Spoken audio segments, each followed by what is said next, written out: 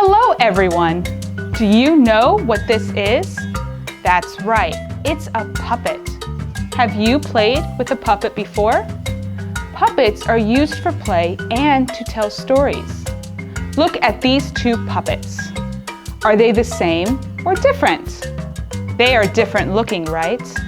What about this? This is a puppet too. This is called a shadow puppet. And shadow puppets have been used for centuries to tell stories. Different cultures use puppets to entertain people or to teach old stories. Countries like Indonesia have famous puppet shows that tell epic stories about good and evil, heroes and gods, and famous legends. But how do they tell stories with shadow puppets? Shadow puppetry uses light, a screen, and music to tell the story. The puppets and lights are behind the screen, and the light creates a shadow that the person watching can look at. The puppets also have parts that move, so the puppets look more real. This puppet has moving parts. Do you know what animal this is? That's right, it's a snake. See how the puppet can move like a snake? How about this puppet? What animal is this? That's right, it's a dragon. You can make a puppet move by holding the sticks. Make sure not to hold the body or the puppet won't move. How about this puppet? It doesn't have moving parts, but we can still guess what it is. What do you think this is? That's right, it's a rabbit. So these are some examples of shadow puppets. Now let's look at an example puppet show. Let's set up our stage. First, we need the lights. They go behind everything. Then, our screen goes in front of our lights like this. And the puppet goes behind the screen like this. See how the lights create a shadow that shows the shape of the puppet? Make sure to only hold the sticks so that the puppet can move like it's alive. Now let's look at an example puppet show. One day, an alligator was walking under a tree when a banana fell on his head. "Ow!" he said, and looked up to see where the banana had come from. Up in the tree was a monkey laughing. "Ha ha!" the monkey said, "I got you!" The alligator shook his head angrily, but continued walking to the river. The next day, the alligator walked under the tree again. This time, 2 bananas fell and hit him on his head. The alligator looked up again and saw the monkey. "Ha ha!" the monkey cried, "I got you twice!" "Ah!" yelled the alligator, and he tried to climb up the tree to get to the monkey. But the alligator was too big, and the monkey laughed even more.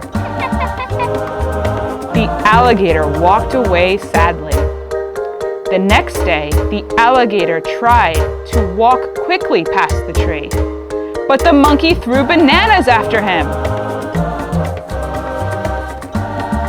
On the next day, the alligator waited a while before passing the tree, thinking. Suddenly, he had an idea. The alligator walked under the tree and looked up. In the tree, the monkey was holding the biggest banana he had ever seen. The monkey laughed and was about to throw the banana when, bam! The alligator hit the tree and the tree shook. Bam! The alligator hit the tree again and the tree shook even more. The monkey yelled in fear. "Ah!" Bam! The alligator hit the tree one more time and the tree shook so much the monkey fell out. The monkey laid on the ground terrified, and before he could move, the alligator started to climb onto him. The monkey shook in fear, and the alligator raised his big, scary head to eat the monkey. Then the alligator lowered his head and laughed. Ha ha ha ha ha, he said, I got you. And the alligator walked away towards the river. The monkey was frozen in fear for a moment and then quickly climbed the tree. The monkey never threw bananas again. The end. Now, let's make your very own shadow puppet. You will need thick paper, scissors, a hole punch, pencil, string, tape, and sticks, or you can even use chopsticks. Today, I am going to show you how to make a shark puppet, but you can follow the same steps to make a dolphin if you want to. First, you need to draw your puppet, but you need to draw the puppet in different parts that will move together when you play with it. After you draw the puppet, then you need to cut out the individual pieces with your scissors or with an X-Acto blade. After the parts are cut out, you will need to use the hole punch to create holes at the edges of the moving parts. Make sure not to put the holes too close to the edge.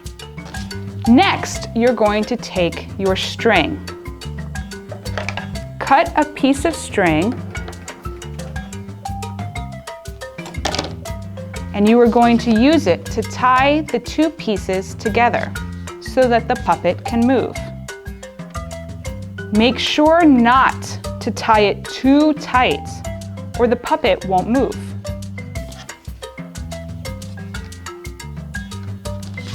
Last, you are going to attach your sticks to two different parts of the puppet. For our shark, we'll put one stick near the head and one stick on the tail so that the shark can swim like this. You can use glue if you want, or tape.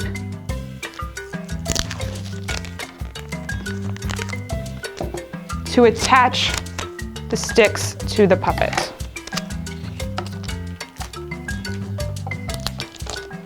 Now you have your very own shadow puppets. I hope you had fun playing with shadow puppets today and can make one of your very own. Bye-bye!